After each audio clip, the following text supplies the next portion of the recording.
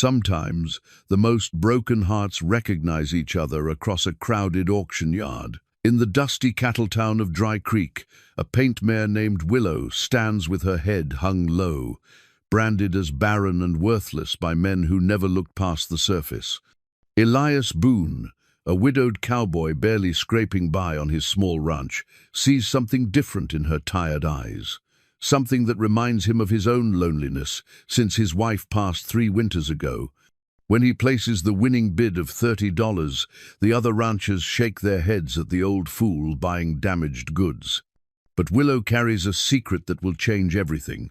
2 starving foals have been following her scent for days, desperate to find their mother who was torn from them and left for dead. When they finally arrive at Elias's barn, the reunion brings tears to the weathered cowboy's eyes. What happens when the greedy rancher who sold her discovers the truth about Willow's foals? Before we jump back in, tell us where you're tuning in from, and if this story touches you, make sure you're subscribed, because tomorrow I've saved something extra special for you. The morning sun cast long shadows across Elias Boone's weathered face as he guided Willow through the gate of his small ranch. The paint mare moved with cautious steps, her hooves crunching softly on the packed earth that had been home to generations of horses before her. Every few yards, she would pause and turn her head, as if searching for something that wasn't there. Elias understood that feeling more than he cared to admit. 3 years had passed since Sarah's funeral, yet he still caught himself setting 2 coffee cups on the kitchen table each morning. The gold band on his weathered finger caught the light Sarah's wedding ring, which he'd worn alongside his own since the day they buried her.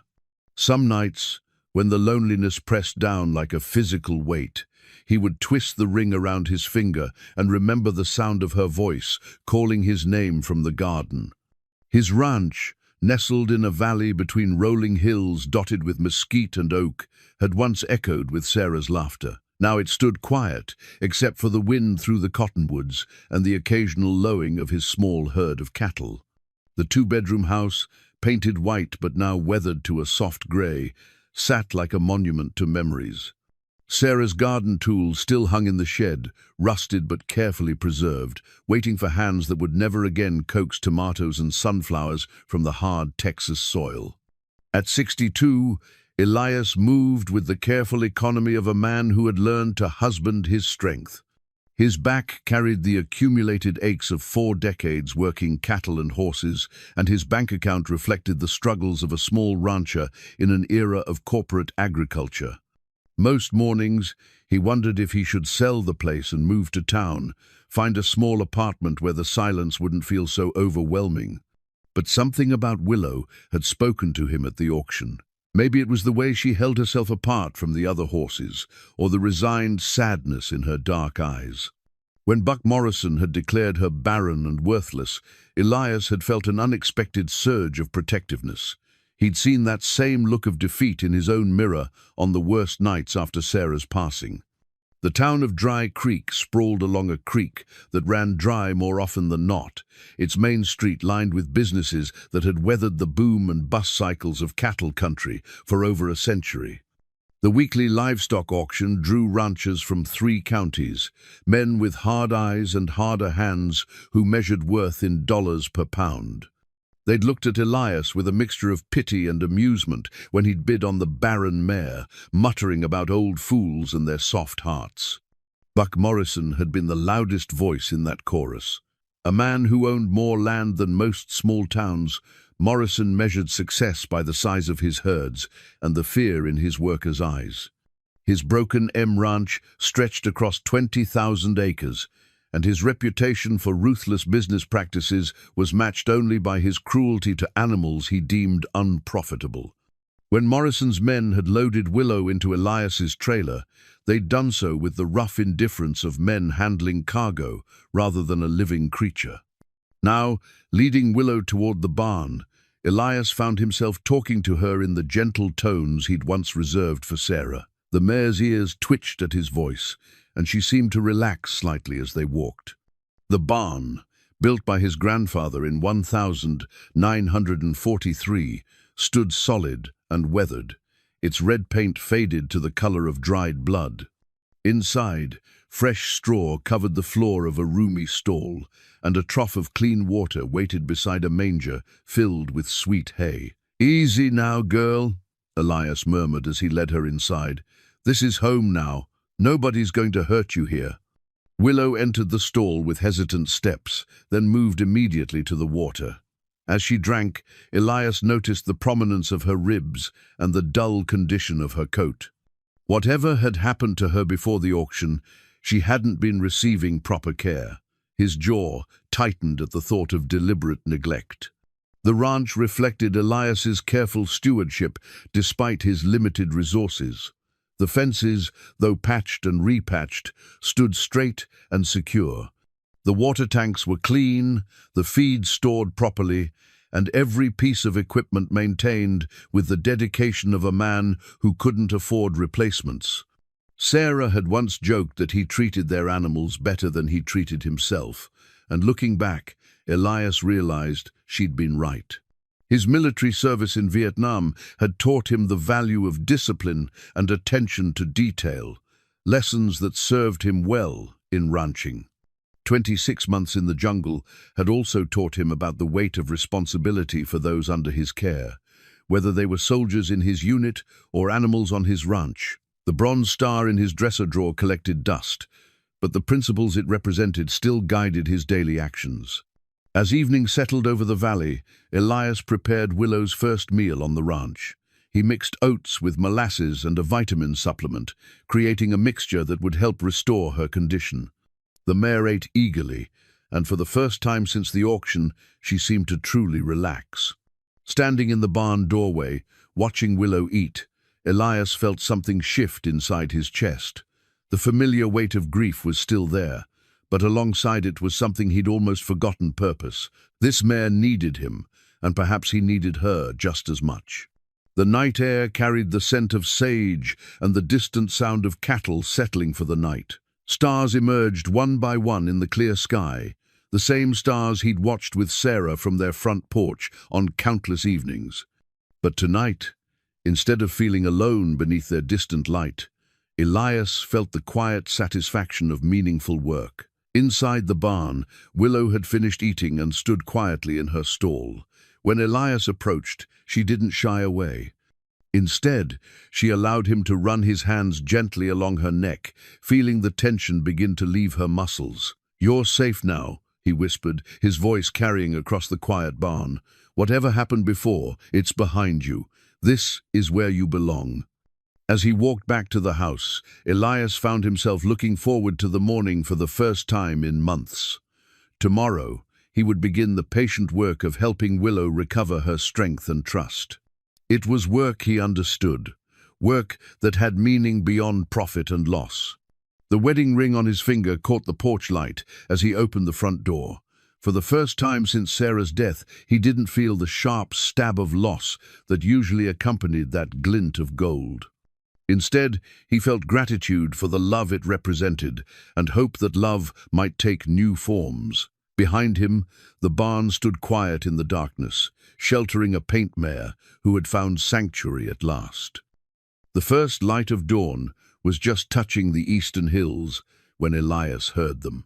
Soft, nickering sounds carried on the morning breeze, accompanied by the gentle thud of small hooves on packed earth. He'd been up early, as was his habit, preparing Willow's morning feed when the unfamiliar sounds drew him outside. 2 young horses stood at the edge of his property, their dark silhouettes barely visible in the grey light. They were small, no more than yearlings, and even from a distance, Elias could see they were in poor condition. Their heads hung low with exhaustion, and their ribs showed clearly through dull, matted coats. Willow heard them too. Inside the barn, she began calling out, a sound unlike any Elias had heard from her before. It wasn't the casual greeting one horse might give another. It was urgent, desperate, filled with an emotion that made his chest tighten. The foals responded immediately, lifting their heads and calling back. Their voices were weak, but filled with recognition. They began moving toward the barn with shuffling steps, stopping frequently to rest, but never wavering in their direction. Elias stood frozen, understanding flooding through him like cold water. These weren't random horses drawn by the scent of feed. These were Willow's foals, the ones she'd been separated from, the ones that proved Buck Morrison's claim about her being barren was a lie. Moving slowly to avoid startling them, Elias opened the barn door wider. Willow pushed against her stall gate, whinnying frantically as her babies approached. The foals entered the barn on unsteady legs, their eyes wide with a mixture of fear and desperate hope. When Elias opened the stall gate, the reunion nearly brought him to his knees. Willow rushed to her foals, nuzzling them frantically, running her muzzle over every inch of their small bodies, as if assuring herself they were real. The foals pressed close to their mother, their exhausted bodies trembling with relief and emotion. For several minutes, Elias simply watched, his throat thick with unshed tears. The raw love and relief in the animals' behavior touched something deep in his soul. He thought of Sarah, of the children they'd never been able to have, of the empty rooms in their house that had echoed with unspoken dreams. The foals were in terrible condition. Their coats were rough and dull, their eyes sunken with dehydration. Dried mud caked their legs, and their hooves showed signs of traveling over rough ground for many miles. One, a dark bay with white markings similar to its mother's, favored its left front leg. The other, a smaller chestnut with a white blaze, bore fresh scratches along its flanks. Elias moved carefully around the reunited family, assessing their needs. Water first, then food, designed for young horses. He filled another trough and brought out the grain mixture he used for growing animals, adding extra supplements to help restore their condition. As the foals drank and ate, Willow remained close, touching them frequently with her muzzle. Her entire demeanor had transformed from the resigned sadness of yesterday to fierce maternal protectiveness. When Elias approached too quickly, she positioned herself between him and her babies, not threatening but clearly ready to defend them. "Easy, Mama," he said softly. "I'm here to help."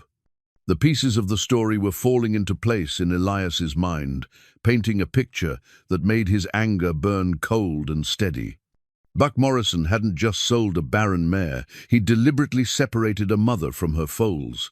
The question was why, and where the babies had been all this time. Looking at their condition, Elias guessed they'd been abandoned somewhere, left to fend for themselves while their mother was hauled off to auction. Somehow, they'd survived and followed her scent across miles of harsh country to find her.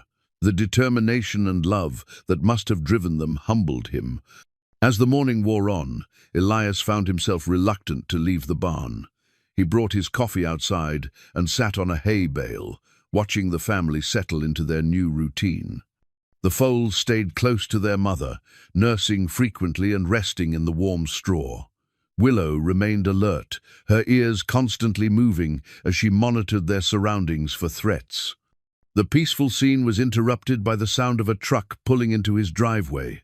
Through the barn door, Elias could see Buck Morrison's black pickup, its chrome gleaming in the morning sun. The rancher climbed out slowly, his pale eyes scanning the property with calculating interest. Morrison was a big man gone soft around the middle, his expensive hat and boots a sharp contrast to his cruel eyes.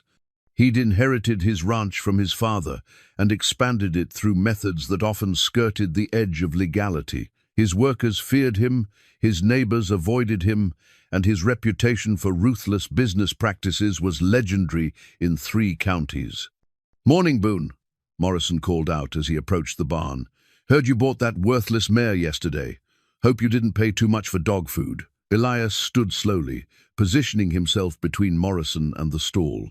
"She's settling in fine, Buck. What brings you out here so early?" Morrison's eyes fixed on something behind Elias, and his expression changed. "Well, I'll be damned. Looks like you've got more horses than you had yesterday. Found them on my property this morning," Elias said carefully. "Strays, by the look of them." "Strays, my ass." Morrison pushed past Elias and stared into the stall. His face darkened as he took in the scene, Willow nursing one of the foals, while the other rested nearby. "Those are mine. That mare was supposed to be barren. Apparently, she wasn't. Morrison's hands clenched into fists. You don't understand, old man. I've got bills of sale, registration papers, the works. That mare and anything that comes from her belongs to me. Elias felt his military training kick in, the calm alertness that had kept him alive in the jungle. I bought the mare fair and square. These foals were on my property. Far as I know, that makes them mine. We'll see about that. Morrison's voice carried a threat that made Willow pin her ears back. I'll be back with the proper paperwork, and when I am, you better have my property ready to load. After Morrison left, Elias stood in the barn doorway for a long time, watching the dust settle on the road. The peaceful morning had been shattered, replaced by a tension that set his teeth on edge. He'd seen men like Morrison before, bullies, who took what they wanted and crushed anyone who stood in their way. But as he looked at Willow and her foals, at the trust beginning to show in their eyes, Elias felt something he hadn't experienced in years. Purpose, burning bright and clear as a star. These animals had found their way to him for a reason. They'd crossed miles of difficult country, following love and instinct, to be together again. He wasn't about to let Buck Morrison tear them apart. The hoof prints in the dirt outside his barn told a story of determination and hope that touched Elias more deeply than any words could have. Two young animals, alone and frightened, had followed their mother's scent across the harsh Texas landscape. They'd found their way home to each other, and now they'd found safety with him. Whatever it took, whatever it cost, Elias was going to make sure they stayed together. The veterinary journal lay open on the kitchen table, its leather cover worn smooth by decades of handling. Elias ran his finger down the pages, searching for guidance his father had recorded 40 years earlier in careful handwriting. The sections on foal care were heavily annotated, filled with practical wisdom earned through experience. Young horses need extra protein and fat to grow proper.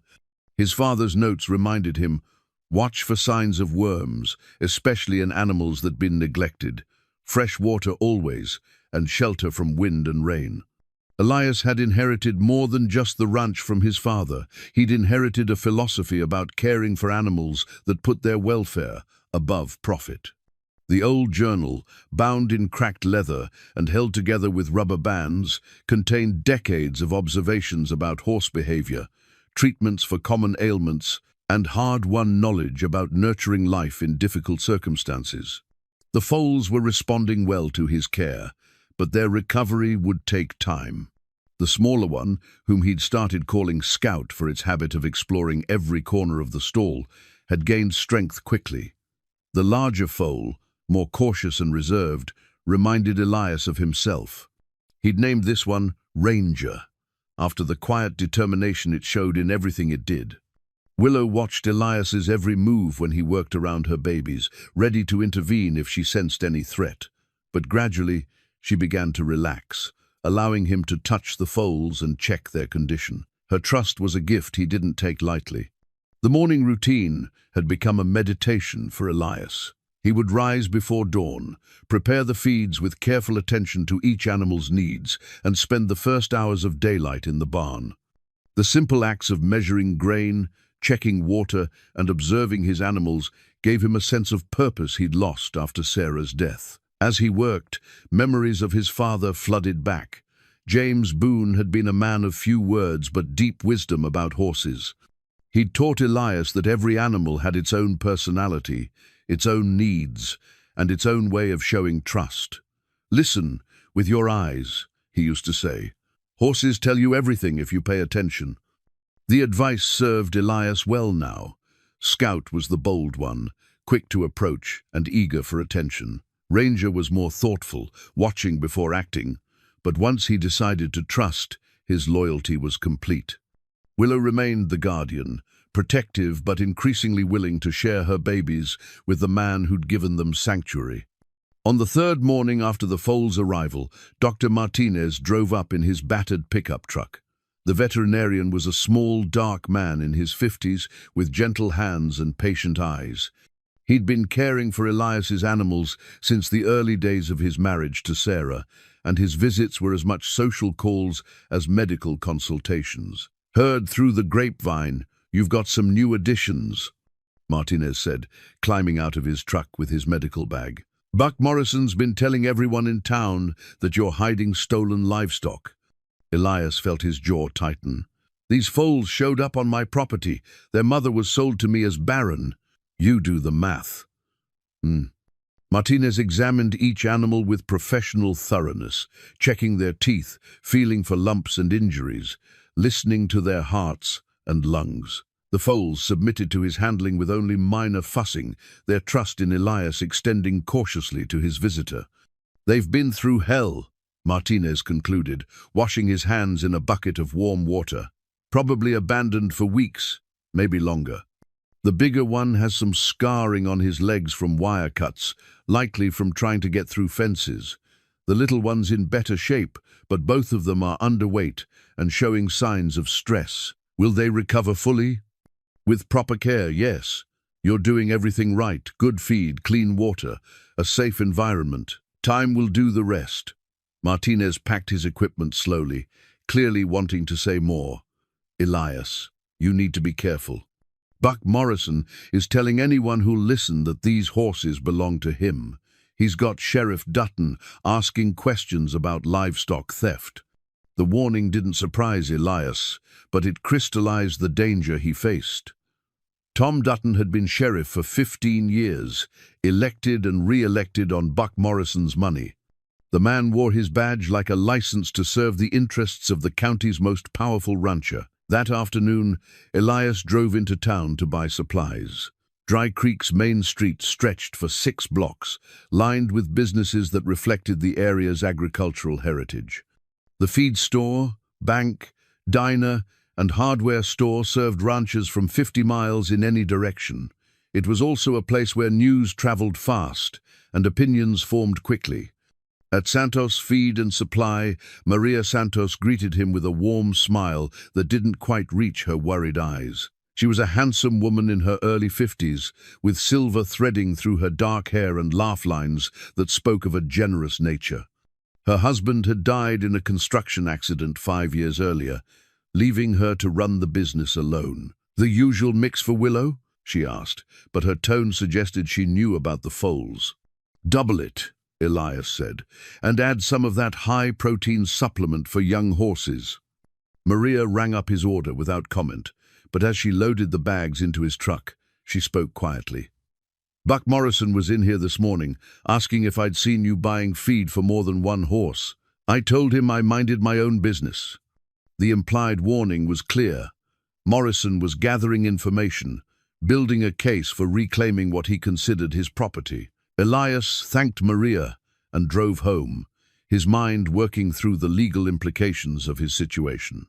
That evening, as he sat in the barn watching the horse family interact, Elias felt the weight of responsibility settling on his shoulders. These animals had found sanctuary on his land, but keeping them safe would require more than good intentions. It would require courage, possibly sacrifice, and definitely the kind of strength he wasn't sure he still possessed.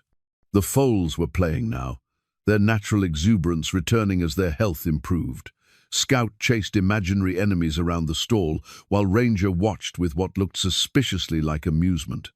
Willow observed it all with the patient tolerance of a mother who'd feared she'd never see her children again. Elias thought about Sarah, about how she'd loved watching the barn cats play with their kittens. She'd always said that animals knew things. Humans forgot how to live in the moment, how to love without conditions, how to find joy in simple things. The veterinary journal lay open beside him, his father's wisdom available whenever he needed guidance. But watching the foals discover their strength and security, Elias realized he was learning lessons that couldn't be written down. Lessons about redemption, about the courage required to protect what matters, and about how love sometimes comes in unexpected forms. As night settled over the ranch, he made a silent promise to the 3 horses in his care. Whatever Buck Morrison had planned, whatever legal or illegal means he might use to reclaim them, Elias would be ready.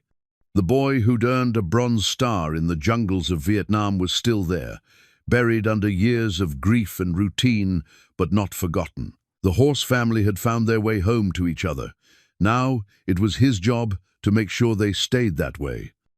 The branding iron glowed orange-hot in the forge's flames, its metal surface bearing the distinctive broken M mark that Buck Morrison stamped on everything he claimed to own. Morrison lifted the iron with heavy tongs, examining the brand that had marked thousands of cattle, horses, and acres of disputed land over the past 20 years. His ranch headquarters sprawled across 100 acres of prime bottomland. The main house, a monument to wealth, built on the backs of underpaid workers and questionable business practices. The bunkhouse, barns, and equipment sheds reflected Morrison's philosophy, functional but harsh, designed for efficiency rather than comfort. Morrison had inherited the broken M from his father, but what he'd built since then was entirely his own creation. Through strategic bankruptcies of smaller neighbors, aggressive water rights claims, and political connections that stretched to the state capital, he'd assembled an empire that dominated 3 counties.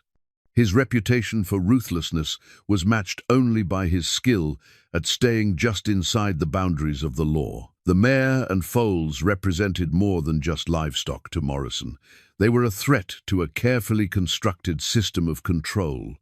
For 15 years, he'd been running a profitable side business, acquiring horses from struggling ranchers and distant properties where ownership was difficult to trace. The animals were held for a few months, their brands altered or obscured, then sold at auction as bred on the broken M. Willow had been part of that system until she'd proven troublesome. When she'd foaled, Morrison's men had been instructed to take the babies and dispose of the mare. But ranch hand had botched the job. The mare had been sold instead of shot, and the foals had apparently escaped the fate Morrison had ordered for them. Now Elias Boone was harboring evidence of Morrison's illegal operation, and worse, the old fool seemed determined to keep the animals despite the obvious risks. Morrison's political connections wouldn't protect him if a federal investigation uncovered the scope of his horse theft ring. That afternoon, Morrison drove to the sheriff's office in Dry Creek. The building was small and weathered, a relic from the town's early days as a cattle shipping center. Sheriff Tom Dutton occupied an office that smelled of coffee and old paperwork, his desk covered with forms that rarely got filed properly. Dutton was a thin man with nervous eyes and a politician's smile. He'd held the sheriff's position for 15 years by understanding which way the political winds blew and making sure he stayed on the winning side. His loyalty to Morrison was purely transactional. As long as the campaign contributions kept flowing, Dutton remained Morrison's man in uniform. "Tom, I've got a problem that needs official attention," Morrison said, settling his bulk into the chair across from Dutton's desk. "Elias Boone has stolen livestock on his property, 3 horses that belong to me." Dutton shifted uncomfortably. "Buck, you know I can't just waltz onto a man's property without cause. Boone's got rights, even if he is getting strange in his old age. I bought those horses fair and square, got bills of sale for all of them. Then I discover Boone's hiding them on his ranch, claiming they just wandered onto his property." Morrison's voice carried the tone of a man accustomed to having his version of events accepted without question. The sheriff made notes with exaggerated care, buying time to think. A direct confrontation with Elias Boone would attract attention, possibly from state authorities who might ask uncomfortable questions about other aspects of Morrison's business dealings. "Tell you what," Dutton said finally. "Let me do some investigating, talk to a few people, see what the legal situation really is. We want to make sure we do this by the book." Morrison's pale eyes fixed on the sheriff with predatory intensity. "Tom, those horses are worth significant money. Every day they're on Boone's property is costing me. I'd hate to think my sheriff wasn't protecting my property rights." The threat was subtle but unmistakable. Dutton nodded quickly, understanding perfectly. "I'll have some answers for you by tomorrow, Buck. Count on it." Meanwhile, Elias was discovering that caring for the horse family was awakening parts of himself he'd thought were gone forever. Each morning brought small victories, scouts increasing boldness, rangers growing trust, Willow's gradual relaxation in their presence. The work was demanding but rewarding in ways that his routine cattle operations had never been. The foals were gaining weight and strength daily, their coats were beginning to shine with proper nutrition, and their eyes had lost the hollow look of animals who'd given up hope. They played together in the small paddock Elias had prepared for them, their antics bringing the first genuine laughter he'd experienced in years. But the shadow of Buck Morrison's threat hung over everything. Elias had consulted with Jake Brennan, the only lawyer in Dry Creek, and the legal situation was murky at best. Texas law regarding stray livestock was complex, and Morrison's claimed ownership of Willow complicated everything. Brennan, a serious man in his 40s with graying temples and careful eyes, had been blunt about Elias's chances. If Morrison has legitimate ownership documents for the mare, he's got a strong claim on any offspring. The fact that the foals were found on your property helps, but it's not definitive. That evening, as Elias performed his routine barn chores, he found himself remembering conversations with Sarah about the children they'd never had.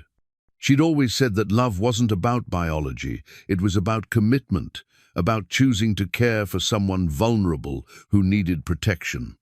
Looking at the horse family, now resting peacefully in their stall, Elias felt that same protective instinct Sarah had described. These animals hadn't chosen their circumstances, but they'd chosen to trust him. That trust carried obligations he wasn't prepared to ignore. The sound of a truck engine broke his reverie. Through the barn door, he could see headlights approaching fast. The vehicle stopped abruptly in his driveway, and two men climbed out. Even in the poor light, Elias recognized Buck Morrison's bulk and the thinner silhouette of Sheriff Dutton. "Evening, Elias," Morrison called out, his voice carrying false friendliness. "Sheriff Dutton has some questions about your new livestock." Dutton approached with obvious reluctance, his hand resting nervously on his gun belt. "Elias, I need to ask you about the horses you're keeping here. Mr. Morrison claims they're his property." "I told Morrison yesterday," Elias replied calmly. "The mare was purchased legally at auction. The foals were found on my property." "That's theft, plain and simple," Morrison interrupted. "I've got bills of sale that prove ownership. Sheriff, I want those horses confiscated immediately." Dutton looked uncomfortable with the aggressive stance Morrison was taking. "Elias, would you mind if I took a look at the animals in question, just to document what we're dealing with here?" Inside the barn, Willow sensed the tension and positioned herself protectively in front of her foals. The animals' obvious fear of Morrison was telling they recognized him as a threat, their instincts warning them about the man who'd ordered their separation and abandonment. "These are my horses," Morrison declared, staring at the family with cold satisfaction. "I want them loaded and returned to my property tonight." But as he spoke, Scout moved closer to Elias, seeking protection from the familiar voice that meant danger. The foal's action was subtle but unmistakable. He was choosing his protector, demonstrating a trust that couldn't be faked or forced. Elias felt something crystallize inside him, a determination as solid and unshakable as bedrock. These animals had suffered enough. They'd found safety and love on his ranch, and he wasn't going to let them be dragged back into the hell they'd escaped. "Sheriff," he said quietly, "these animals are staying right here until this matter is resolved legally. If Morrison wants them, he can prove ownership in court." Morrison's face darkened with rage, but Dutton stepped between the two men before the confrontation could escalate. "That sounds reasonable, Buck. Let's let the lawyers sort this out properly." As the two men left, Morrison's parting words carried a promise of future violence. "This isn't over, old man. Those are my horses, and I always collect what's owed to me." Alone with the horses again, Elias felt the weight of the challenge ahead. Morrison wasn't going to be satisfied with legal proceedings. Men like him took what they wanted through intimidation and force. The confrontation had revealed the true stakes of the situation. and Elias understood that protecting his new family might require everything he had to give. But as he watched Scout and Ranger settle down for the night, safe and secure beside their mother, he knew the choice had already been made. Some battles chose you, and this was one of them. Sarah's garden tools hung exactly where she'd left them 3 years ago, their handles smooth from decades of use, their metal surfaces now touched with rust that Elias had never quite brought himself to clean away. The small hand spade, the pruning shears, the cultivator with its bent tines, each tool held memories of quiet mornings when Sarah had coaxed life from the hard Texas soil. Now, as Elias reached for the spade to clear weeds from the fence line where the horses grazed, he felt Sarah's presence as clearly as if she were standing beside him. The irony wasn't lost on him. He was using her tools to create a safer space for the animals that were helping him heal from her loss. "What do you think, Sarah?" he said softly to the morning air. "These horses need me, but I think maybe I need them more." The foals had transformed in the week since their arrival. Scout had grown bold enough to approach the fence when visitors came by, while Ranger remained more cautious but no longer fled at the sound of unfamiliar voices. Both had gained weight and muscle, their coats beginning to show the lustrous health that proper care provided. Willow watched everything with the vigilant protectiveness of a mother who had learned not to take safety for granted. But even she was beginning to relax, allowing herself moments of contentment as she grazed while her foals played nearby. The trust she was placing in Elias felt like a sacred responsibility. For the first time since Sarah's death, Elias found himself looking forward to each day. The routine of caring for the horses gave structure to his mornings, and their progress filled him with a satisfaction he'd almost forgotten was possible. When Scout nuzzled his hand seeking attention, or when Ranger finally allowed himself to be petted, Elias felt echoes of the joy he'd shared with Sarah when they'd watched new calves take their first steps. But the peaceful routine was constantly shadowed by the threat of Buck Morrison's return. Twice in the past week, Morrison's men had driven slowly past the ranch, their attention focused on the pasture where the horses grazed. The message was clear. They were being watched, evaluated, and plans were being made. Dr. Martinez had stopped by again, ostensibly to check on the foal's progress, but really to warn Elias about the rumors circulating in town. Morrison was telling anyone who would listen that Elias was harboring stolen livestock, and some people were beginning to believe the accusations. "You need to understand what you're up against," Martinez had said, his usually cheerful demeanor replaced by serious concern. "Buck Morrison doesn't just own the biggest ranch in 3 counties. He owns people. Sheriff Dutton, half the county commissioners, probably the judge too. If this goes to court, you're fighting the whole system." The warning had been sobering, but it hadn't changed Elias's determination. He'd seen too much corruption in his military service to be intimidated by it now. Sometimes doing what was right meant standing against a system that had forgotten what justice looked like. That afternoon, as Elias worked on reinforcing the fence around the horse pasture, he made a discovery that changed everything. Hidden in a corner post, wrapped in oiled cloth and tucked into a hollow space, he found a small leather pouch. Inside were documents, veterinary records, registration papers, and a bill of sale that told a story very different from Buck Morrison's version of events. According to the papers, Willow had originally belonged to the Clearwater Ranch, a family operation about 60 miles east of Dry Creek. The registration showed her breeding bloodline, valuable enough to make her worth significant money as a broodmare. The veterinary records documented 2 successful pregnancies, proving definitively that she had never been barren. The final document was the most damning, a bill of sale dated just 6 months ago, showing that Morrison had purchased Willow from someone named Jake Clearwater for $300, well below her actual value. The circumstances suggested either coercion or desperation on the seller's part. Elias studied the papers carefully, understanding their significance. They proved that Morrison had lied about Willow's breeding history and suggested that the original sale might not have been legitimate. More importantly, they raised questions about how many other horses Morrison had acquired through similar questionable transactions. As evening approached, Elias sat in the barn with the horse family, watching the foals nurse while their mother dozed peacefully. The documents were spread on a hay bale beside him, evidence of a truth that Buck Morrison had tried to bury. The discovery filled Elias with a mixture of hope and apprehension.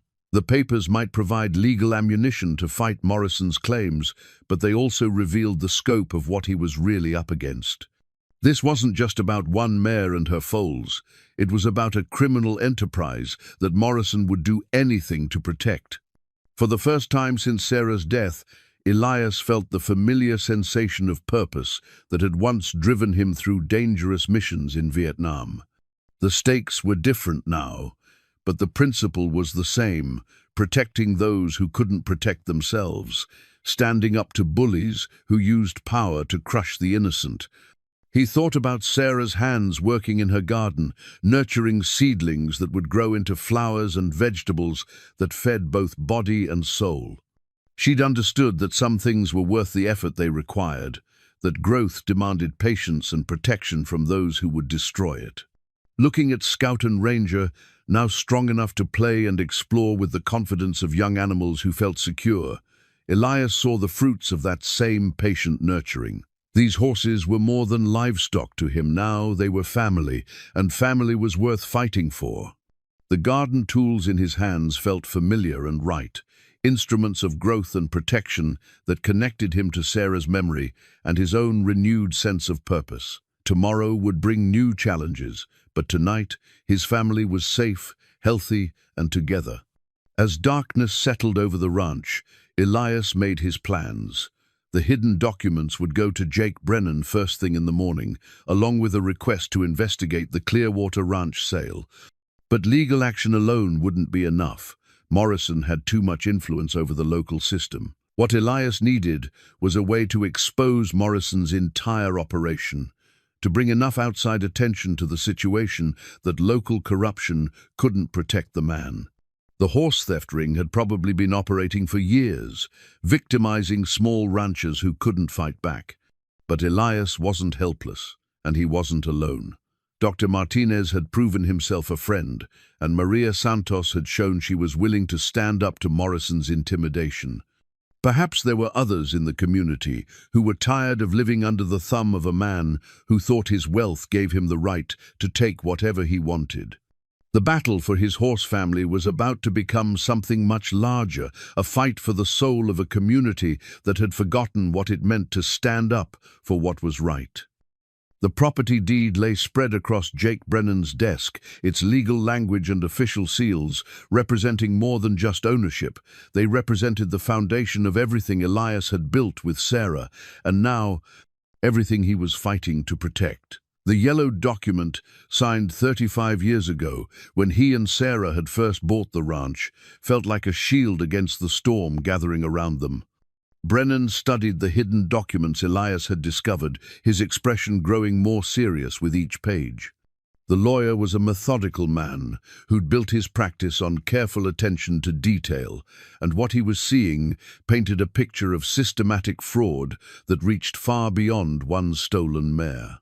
"These change everything," Brennan said finally, setting down the last page. "If we can prove that Morrison obtained Willow through fraudulent means, his ownership claim becomes worthless. But Elias, you need to understand what we're really dealing with here."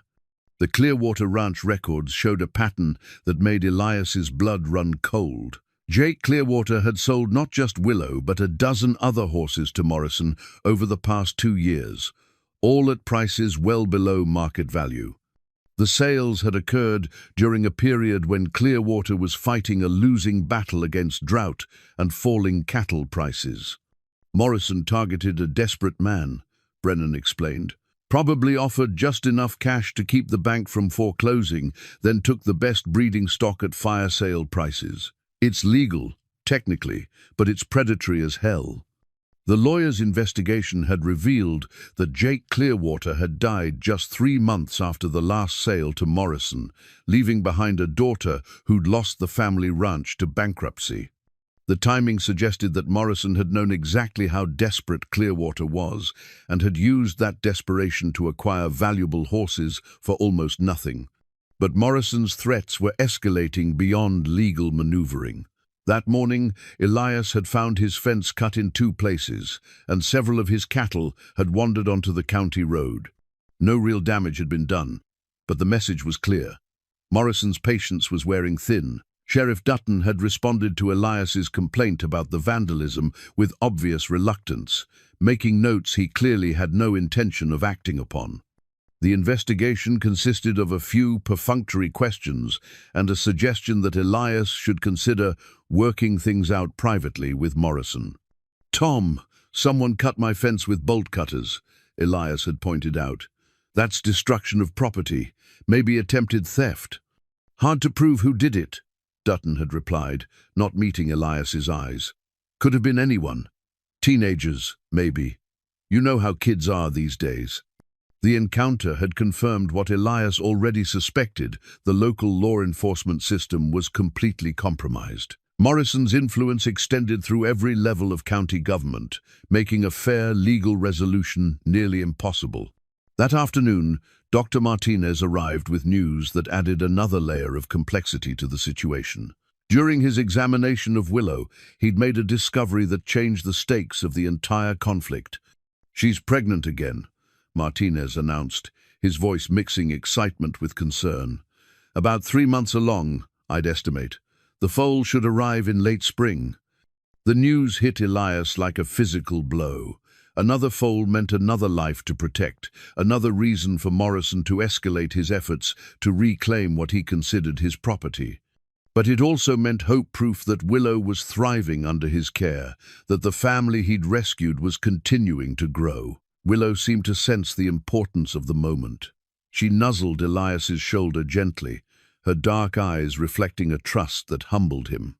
She was placing not just her life, but the life of her unborn foal in his hands. That evening, as Elias sat on his front porch watching the horses graze in the pasture, he felt the weight of responsibility settling on his shoulders like a familiar burden.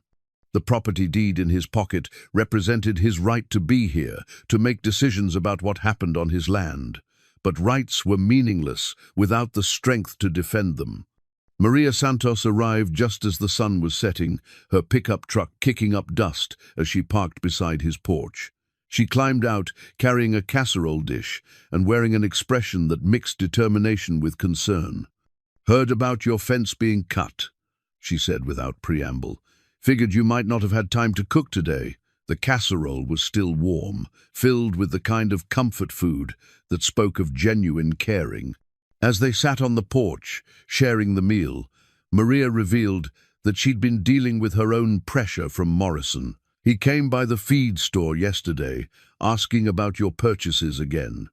When I told him I don't discuss customers' business, he suggested I might find it hard to get deliveries if I kept being uncooperative." The threat was typical Morrison economic pressure, applied through his network of business relationships.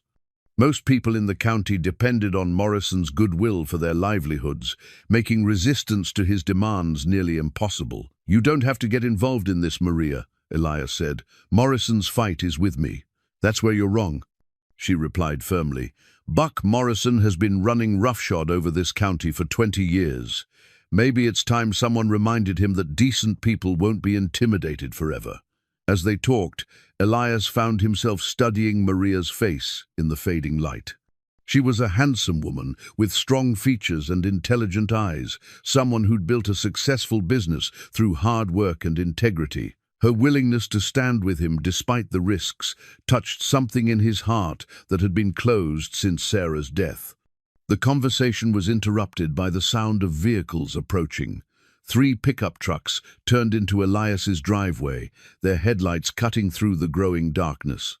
Morrison climbed out of the lead truck, followed by 6 of his ranch hands, hard men with dangerous eyes who'd been hired as much for their willingness to use violence as their skill with cattle. "Evening, folks," Morrison called out, his voice carrying false friendliness. "Hope I'm not interrupting anything important." Elias stood slowly, his hand instinctively moving to the rifle he kept just inside the front door. Beside him, Maria rose as well, her chin lifted in defiance despite the obvious danger. "What do you want, Buck?" Elias asked. Morrison's pale eyes fixed on the pasture where the horses grazed, then returned to Elias with predatory intensity. "I want what's mine. Those horses have been on your property for 2 weeks now. That's 2 weeks of feed, care, and breeding fees you owe me. Those horses aren't going anywhere until a court says otherwise." "Courts can be slow," Morrison replied, signaling his men to spread out around the porch. "Sometimes a man has to take matters into his own hands to protect his property." The threat was unmistakable now. Morrison had abandoned any pretense of legal process and was preparing to take the horses by force. His men were positioning themselves strategically, cutting off escape routes and creating intimidation through superior numbers. But as Elias looked at the faces surrounding him, he saw something that gave him hope. These weren't soldiers or trained fighters. They were ranch hands and drifters, hired for their willingness to follow orders. They might be dangerous in a mob, but they lacked the discipline and training that had kept him alive in Vietnam. More importantly, he wasn't alone. Maria stood beside him, her presence a reminder that good people would stand up when the moment demanded courage. Somewhere in town, Dr. Martinez was probably preparing to come to their aid if needed. Even Jake Brennan, despite his concerns about the legal system, was working to find a way to expose Morrison's crimes. The property deed in Elias's pocket felt warm against his chest, a tangible reminder of his right to be here, to protect what he'd built. This was his land, his home, his family now, and some things were worth fighting for, regardless of the odds. "You've got 5 minutes to load those horses and get them off my property," Morrison continued, his voice hardening. "After that, we're coming to get them ourselves." Elias felt the familiar calm that had always preceded action in combat situations. Time seemed to slow as he evaluated threats, calculated odds, and prepared for the confrontation that could no longer be avoided. "Those horses stay where they are," he said quietly. "If you want them, you'll have to go through me." The hidden brand on Willow's shoulder was barely visible beneath her thick winter coat, but Maria's sharp eyes caught the faded mark as she helped Elias examine the mare in the barn's lamplight. Morrison and his men had retreated after their failed intimidation attempt, but the discovery Maria made changed everything about the situation they thought they understood. "Hold the light closer," Maria whispered, her fingers tracing the faded outline beneath Willow's hair. "This isn't the Broken M brand." Elias leaned in, squinting at the mark that had been deliberately obscured. As Maria carefully parted the hair, revealing the underlying scar tissue, a different brand emerged, 2 interlocked circles over a bar, the registered mark of the Clearwater Ranch. She was rebranded. Elias breathed, understanding flooding through him. Morrison didn't buy her from Clearwater, he stole her and changed her brand to cover the theft. The implications hit them both simultaneously. If Willow had been stolen from the Clearwater Ranch, then Morrison's entire ownership claim was built on criminal fraud. More than that, it suggested a systematic operation that had been stealing and rebranding horses across multiple counties for years. Maria pulled out her phone and began taking photographs of the hidden brand, documenting the evidence from multiple angles. "We need to call Jake Brennan immediately. This proves Morrison committed a felony." But as Elias studied the faded mark, another piece of the puzzle fell into place. The careful way the brand had been altered, the professional appearance of the modification, this wasn't the work of amateurs. Morrison had been running a sophisticated horse theft operation, complete with the tools and expertise needed to alter brands convincingly. "There's more," Elias said grimly.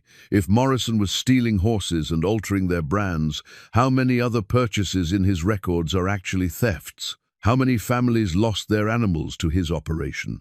The scope of Morrison's criminal enterprise was staggering.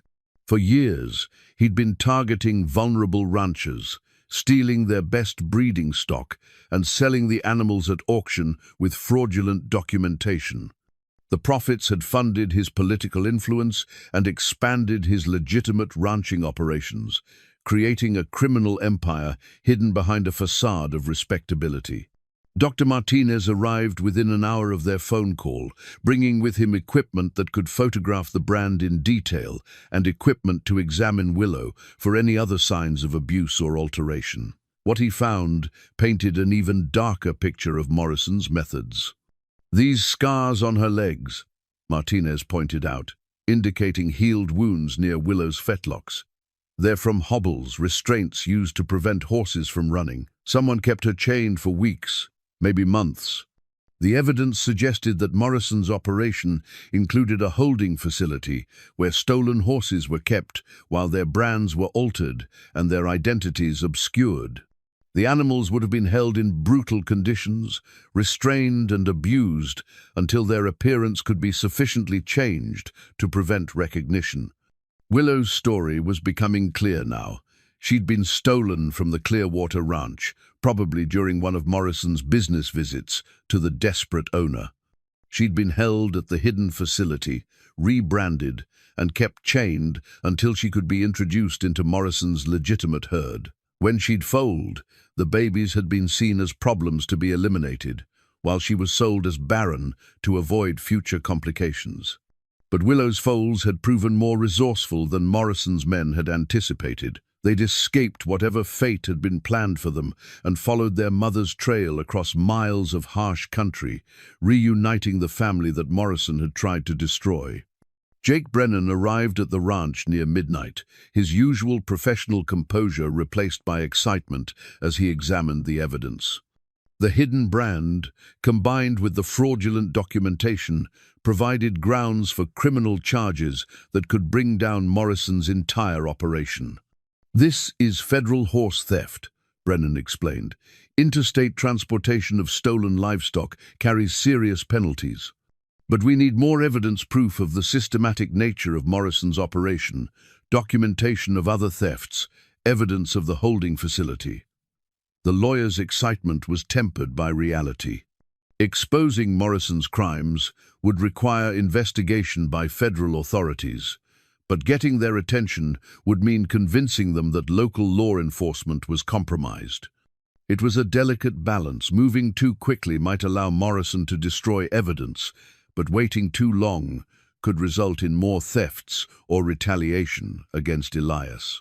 As dawn approached, the group formulated a plan that would expose Morrison's operation while protecting the evidence they'd discovered. Maria would contact a friend who worked for the state attorney general's office, someone outside Morrison's sphere of influence who could initiate a proper investigation. Dr. Martinez would reach out to veterinary colleagues who might have treated other horses with suspicious brand alterations. Brennan would research property records to identify possible locations for Morrison's holding facility. But Elias had a different role to play. As the only person who directly confronted Morrison and survived his intimidation attempts, he would serve as the focal point for drawing out the man's desperation. Morrison would undoubtedly escalate his efforts to reclaim Willow and her foals, especially once he realized that his secret was being uncovered. "You're putting yourself in serious danger," Martinez warned. "Morrison has killed to protect his operation before Jake Clearwater's death might not have been natural." The possibility that Morrison had murdered Jake Clearwater to silence him added another layer of urgency to their mission. If the rancher was willing to commit murder to protect his criminal enterprise, then Elias and anyone helping him were potential targets. But looking at Willow and her foals, now resting peacefully in their stall, Elias felt the same determination that had carried him through combat in Vietnam. These animals had survived theft, abuse, separation, and abandonment to find safety on his ranch. They deserved better than to be treated as commodities in Morrison's criminal enterprise. The hidden brand on Willow's shoulder represented more than just evidence of a crime. It was proof of her true identity, her real heritage, and her right to the life Morrison had tried to steal from her.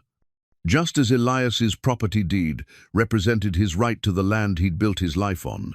The Clearwater brand represented Willow's connection to the family that had truly loved her. As the sun rose over the ranch, painting the sky in shades of gold and pink, Elias felt a renewed sense of purpose. The battle ahead would be dangerous, but it was about more than just saving 3 horses. It was about exposing a criminal enterprise that had victimized countless families, bringing justice to a community that had lived under Morrison's thumb for too long. The truth about Willow's stolen identity had changed everything. Now, it was time to make sure that truth saw the light of day, no matter what Buck Morrison did to stop them. Standing in the barn doorway, watching his horse family graze peacefully in the morning light, Elias made a silent promise. Willow would never wear chains again, her foals would grow up free and safe, and Buck Morrison's reign of terror would finally come to an end. The hidden brand had revealed Morrison's greatest secret. Now that secret would become his downfall. The bronze star lay heavy in Elias's weathered hands, its ribbon faded, but the metal still bright after all these years. He'd kept it buried in his dresser drawer since Sarah's funeral, unable to bear the memories it carried of a young soldier who'd believed courage could change the world. Now, as he pinned it inside his shirt pocket, those memories felt like armor against the battle ahead. The medal had been earned in a jungle clearing outside Da Nang, where Sergeant Elias Boone had held a position against overwhelming odds while wounded comrades were evacuated. He'd been 23 then, strong and certain, fighting for brothers he'd never see again. Now he was 62, fighting for a different kind of family, but the stakes felt just as high. State investigators had arrived in Dry Creek that morning, their unmarked cars drawing curious stares as they set up operations in the abandoned insurance office across from the diner. Maria's contact in the Attorney General's office had moved quickly once they'd provided the evidence of Morrison's horse theft operation, but federal bureaucracy still moved slowly when lives were at stake. Dr. Martinez had made a crucial discovery during his investigation of veterinary records across 3 counties. At least 15 horses had been treated for brand alterations in the past 5 years, all of them traced back to sales from Morrison's ranch. The pattern was unmistakable. Morrison had been stealing horses, altering their brands, and selling them through legitimate channels for enormous profits. Jake Brennan's research had been equally damning. Property records showed that Morrison owned several remote parcels that weren't listed as part of his main ranching operations. Satellite imagery of these locations revealed structures that could serve as holding facilities for stolen livestock, complete with heavy-duty fencing and loading chutes designed for secrecy rather than efficiency. But Morrison wasn't waiting for the legal system to close in on him. His response to the investigation had been swift and vicious. 2 of the state investigators' vehicles had been vandalized overnight, their tires slashed and windows broken. Sheriff Dutton had dutifully filed a report and promised to investigate, but his efforts were transparently half-hearted. More troubling, several people who'd spoken to investigators had received threatening phone calls warning them to mind their own business. Maria's feed store had been broken into, though nothing had been stolen, a clear message that Morrison knew who was helping the investigation. The morning brought news that escalated the crisis to a breaking point. Dr. Martinez arrived at Elias's ranch with a grim expression and information that changed everything. They found Jake Clearwater's daughter, Martinez announced. She's been trying to track down her father's stolen horses for months. When she heard about Willow, she drove down from Oklahoma to see for herself. Elizabeth Clearwater was a woman in her 30s, with her father's gentle eyes and her own steel determination. She'd lost the family ranch to bankruptcy after her father's death, but she'd never stopped believing that his horses had been stolen rather than legitimately sold. Seeing Willow confirmed her worst fears and gave her hope at the same time. "That's my father's mare," she said simply, her voice thick with emotion as she stood at the pasture fence. "I raised her from a foal, trained her myself. Dad would never have sold her willingly, especially not to Buck Morrison." Elizabeth's testimony provided the final piece of evidence the investigators needed to prove Morrison's criminal enterprise.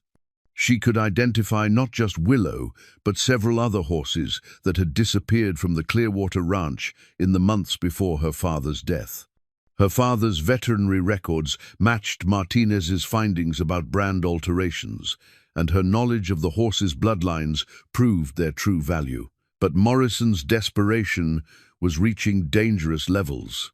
Word had spread through the county that federal investigators were building a case against him, and his response had been to accelerate his plans rather than retreat. If he was going down, he seemed determined to eliminate the evidence that could convict him. That afternoon, Elias received a phone call that made his blood run cold. The voice was electronically disguised, but the message was clear. You have until sunset to load those horses and drive them to the abandoned grain elevator on County Road 47.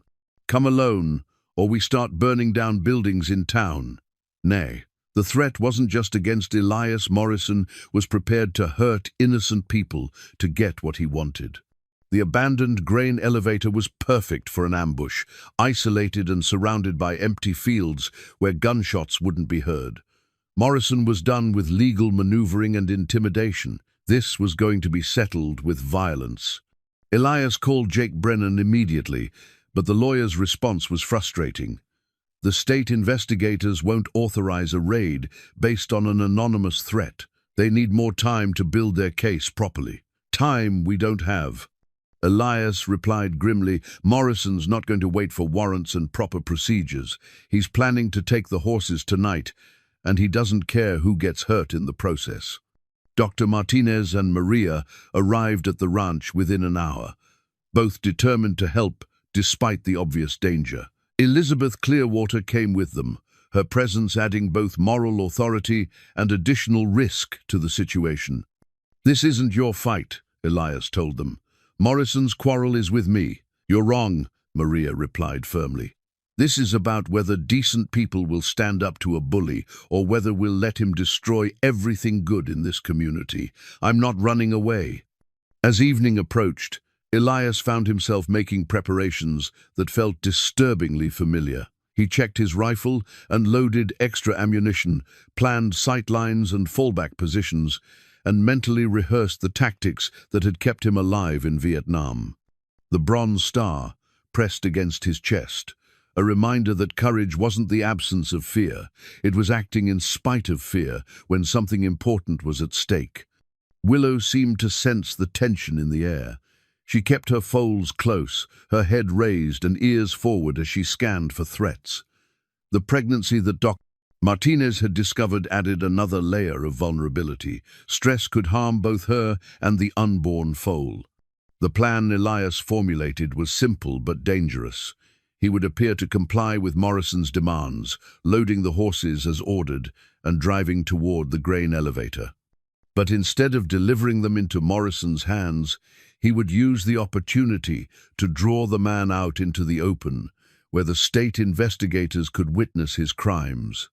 It was a desperate gamble that put the horses at risk, but waiting for legal processes to unfold meant accepting Morrison's threats against innocent people in town. Sometimes the right choice was also the most dangerous one.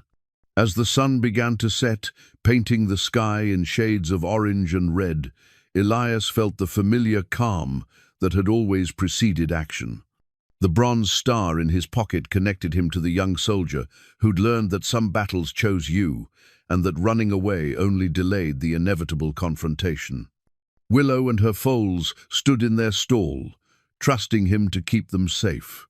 Elizabeth Clearwater watched from the barn doorway, tears in her eyes as she saw her father's mare preparing for another ordeal. Maria and Dr. Martinez flanked the entrance, their presence a reminder that he wasn't facing this alone. The horse trailer was loaded and ready, the path to the grain elevator mapped out in his mind. In his shirt pocket, alongside the Bronze Star, was his father's veterinary journal, filled with wisdom about protecting those who couldn't protect themselves. Tonight would determine whether Buck Morrison's reign of terror continued or whether justice finally came to the hardscrabble county that had suffered under his rule for too long. Either way, Elias was ready for the confrontation that could no longer be avoided. The horses needed him to be brave one more time. The memory of Sarah's voice, encouraging him to do what was right regardless of the cost, gave him strength as he prepared for the battle ahead. Some things were worth fighting for, no matter the odds. The barn door latch clicked with the finality of a rifle bolt as Elias secured it one last time, his weathered hands steady despite the magnitude of what lay ahead.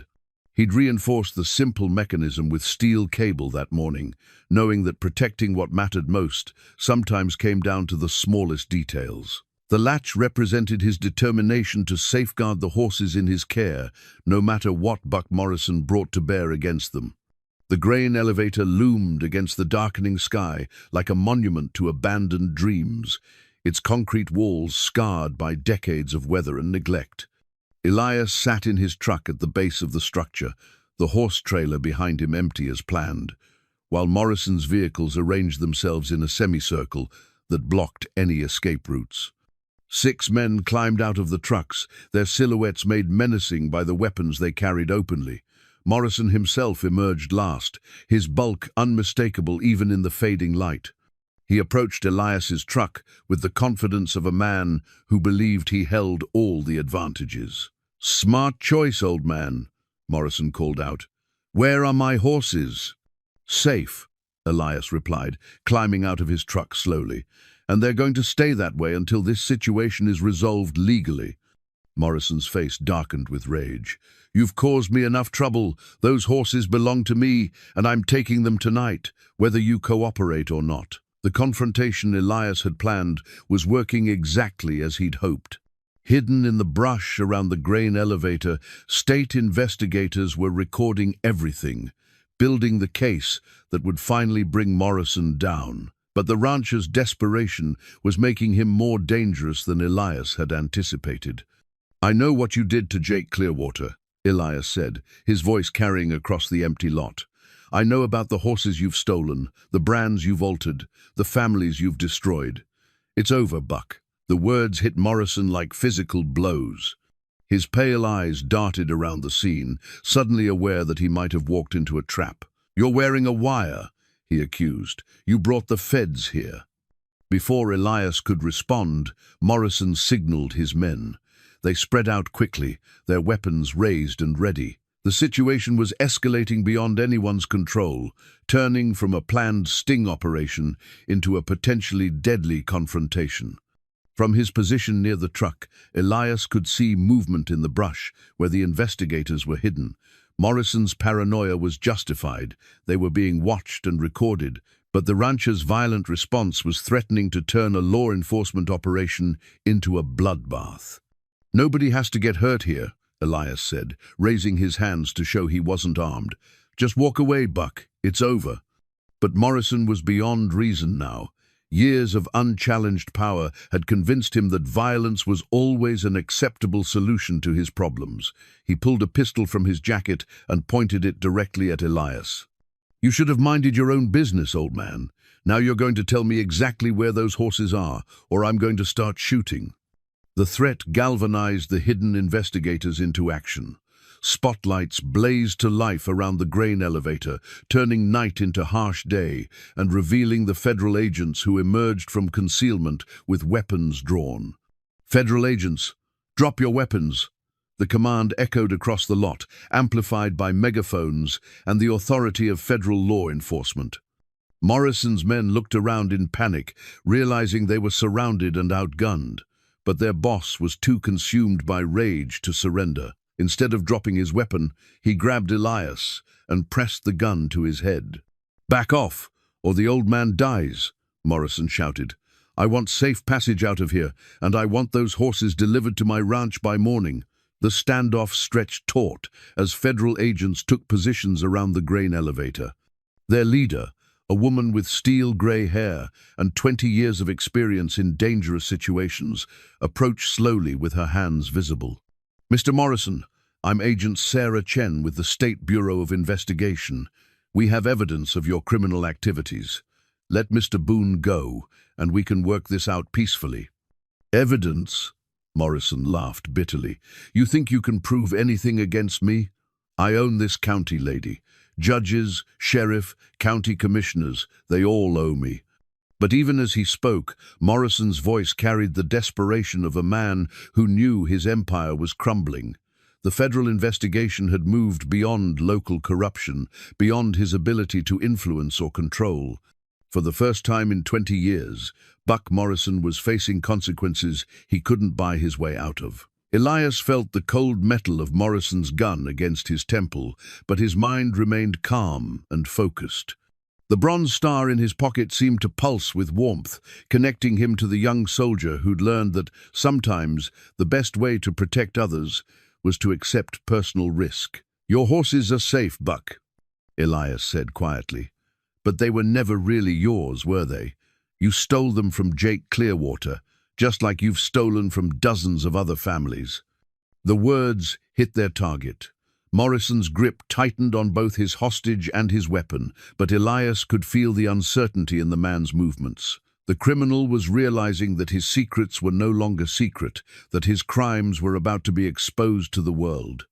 In the distance, Elias could hear the sound of more vehicles approaching backup units, probably, or maybe the local media drawn by reports of a federal operation. Whatever happened next, it was going to happen in front of witnesses that Morrison couldn't intimidate or corrupt. The barn door latch he'd reinforced that morning felt symbolic now. He'd done everything possible to protect what mattered most. The horses were safe at his ranch, guarded by Maria, Dr. Martinez, and Elizabeth Clearwater. Even if Morrison succeeded in his threats, the evidence of his crimes was already in federal hands. "Time's up, Morrison," Agent Chen called out. "Release Mr. Boone, and we can discuss terms." But Morrison was beyond negotiation. His criminal empire was collapsing around him, and desperation was making him increasingly dangerous. The gun pressed against Elias's head trembled slightly, suggesting that Morrison was fighting an internal battle between surrender and violence. Around the grain elevator, federal agents maintained their positions, while Morrison's men began to realize the hopelessness of their situation. One by one, they started lowering their weapons and raising their hands in surrender. The smart ones understood that following Morrison into a federal shootout was a suicide mission. As his support crumbled around him, Morrison's grip on reality seemed to slip as well. "Those horses belong to me," he muttered. "Everything in this county belongs to me. I built this place. I own these people." But ownership built on fear and corruption was proving to be an illusion. The federal agents surrounding him represented a power greater than local political connections, a justice system that couldn't be bought or intimidated. Elias felt Morrison's hand beginning to shake, the gun wavering against his temple. The moment of maximum danger was approaching the instant when a desperate man, with nothing left to lose, might pull the trigger rather than face the consequences of his crimes. The new foal's first cry pierced the tense night air, just as Morrison's finger began to tighten on the trigger. The sound carried across the empty lot from the direction of Elias's ranch. Faint but unmistakable, the voice of new life, entering a world balanced on the edge of violence. Even Morrison heard it, his head turning slightly toward the sound. In that moment of distraction, Elias felt the gun's pressure lessen against his temple. The cry of Willow's newborn baby seemed to remind everyone present that this confrontation was about more than crime and punishment. It was about protecting the innocent and defenseless. "She's foaling," Elias said quietly.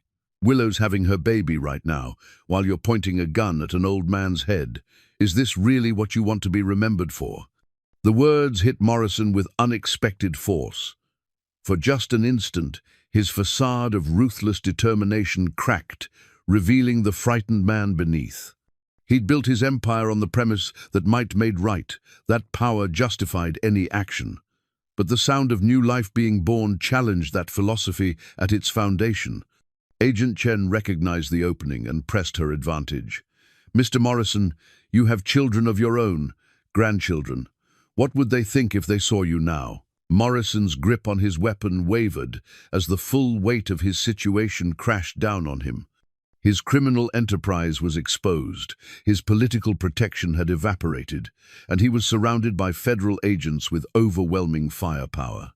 More importantly, the community that had feared him for so long was watching his downfall through the news cameras that had arrived to document the confrontation. "Those horses are mine," he said again, but his voice lacked conviction now. The words sounded hollow, the desperate protest of a man whose worldview was collapsing around him. From his ranch, carried on the wind, came another sound, voices celebrating the successful birth.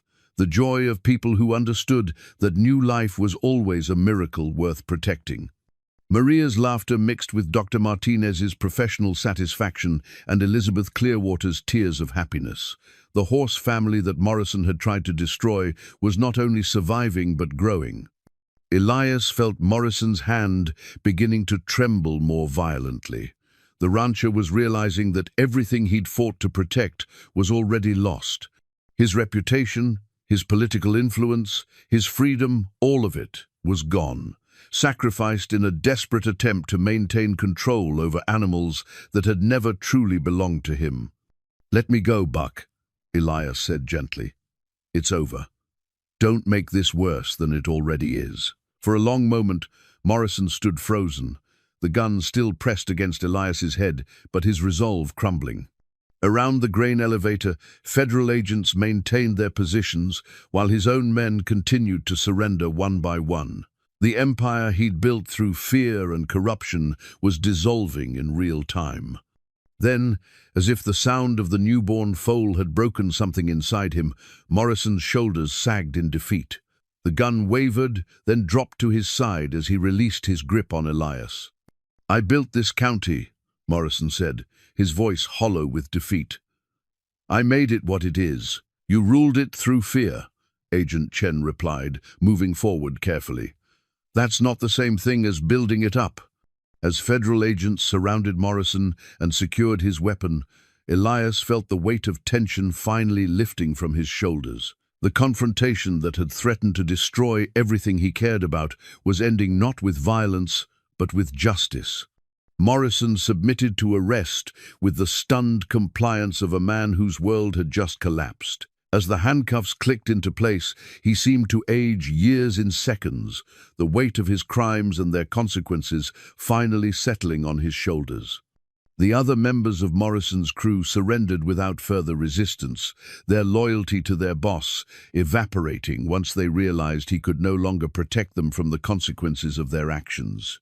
Years of criminal activity were catching up with all of them, and self-preservation trumped any remaining loyalty. As Morrison was led away toward a federal transport vehicle, he turned back toward Elias one last time. "Those horses should have been mine," he said, his voice carrying a mixture of rage and bewilderment. "They were never yours, Buck," Elias replied.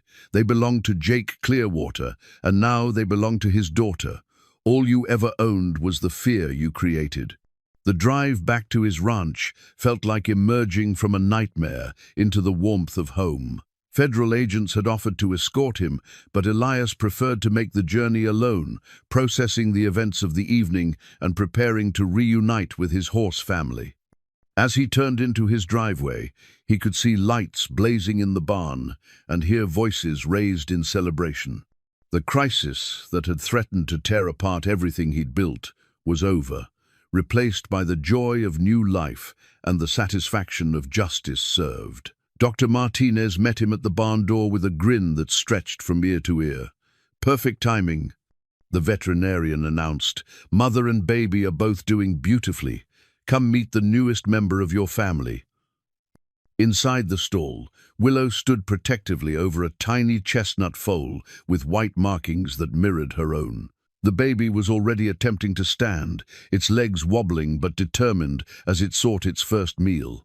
Scout and Ranger watched from nearby, their earlier playfulness replaced by the serious business of being big brothers. Elizabeth Clearwater knelt in the straw beside the new family, tears streaming down her face as she witnessed the continuation of her father's legacy. "Dad would have been so proud," she whispered. "He always said Willow had the heart of a champion."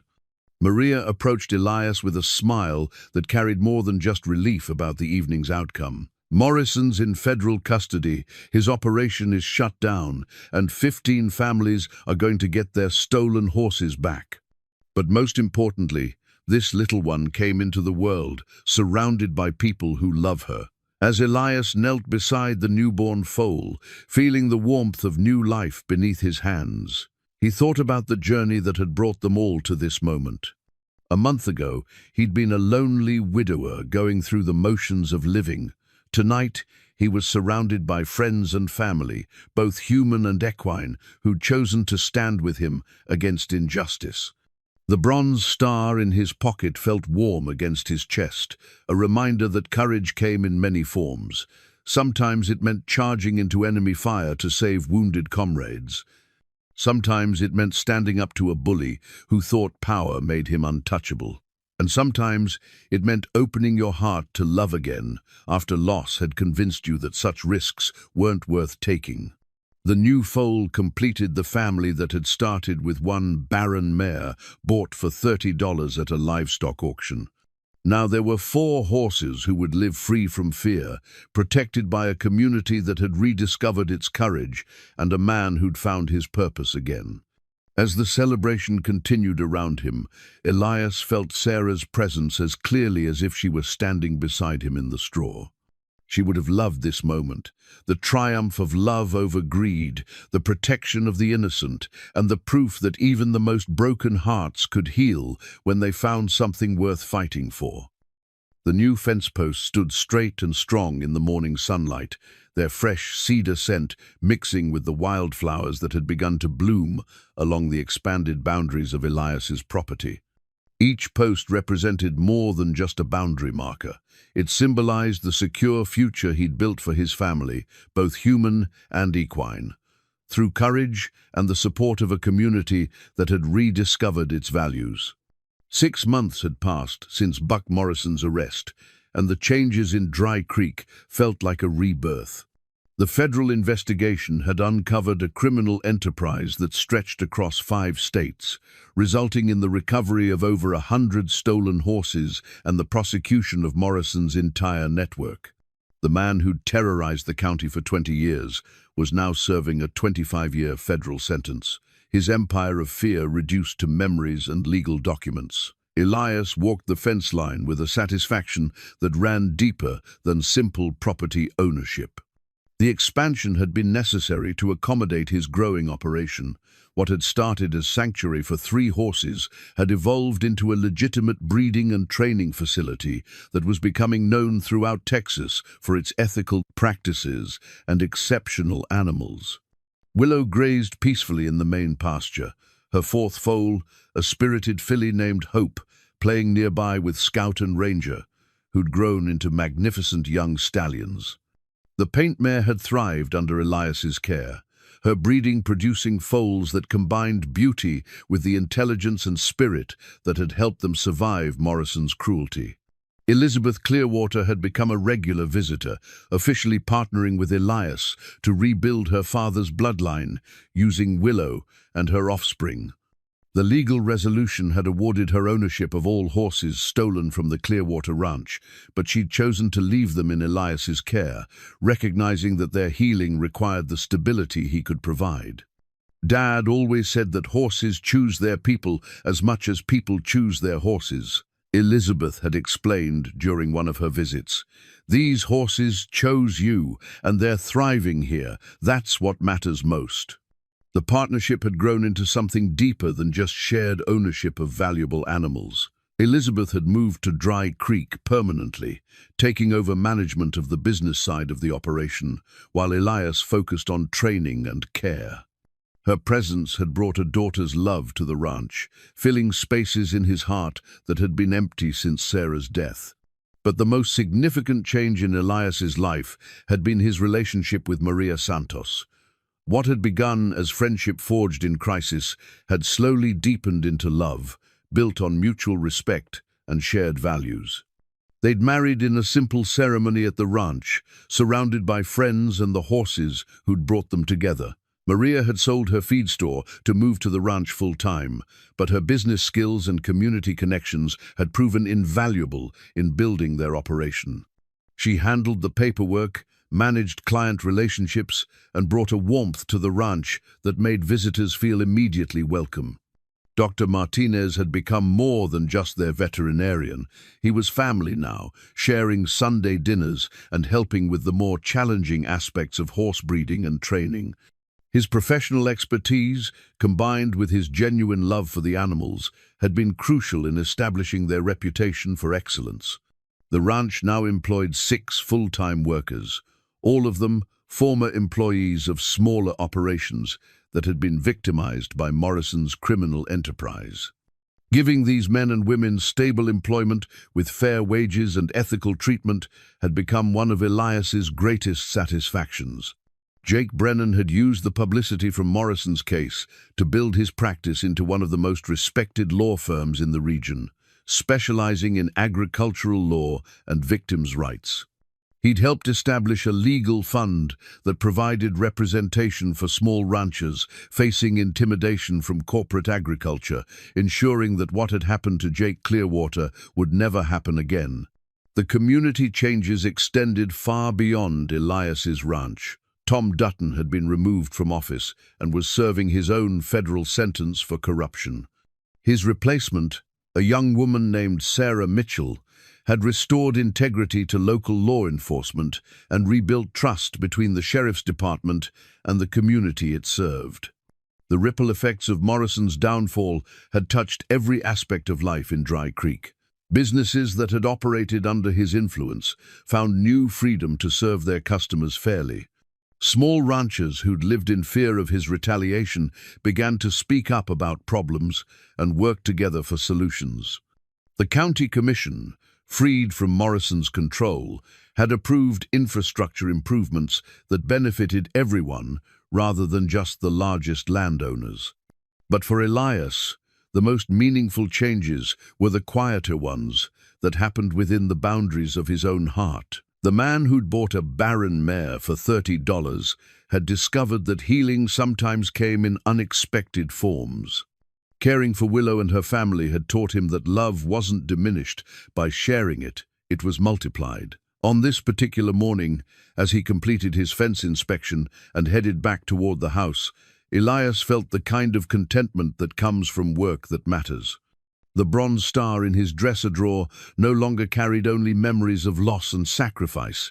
It reminded him that courage could be used to protect and nurture, as well as to fight and defend.